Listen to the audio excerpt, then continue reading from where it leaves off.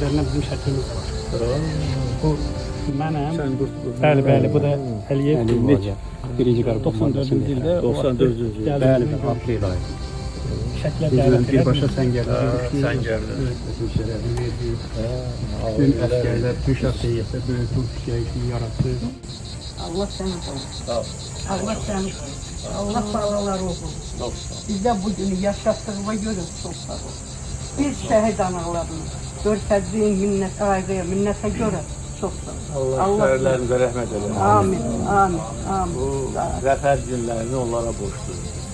Onların qanı bahasına torpaqlara biz qayıtdıq. Sağ ol, sağ ol. Sağ ol. Allah səni sağ ol. Sən sağ ol. Öpə bilərəm səni. Sağ ol.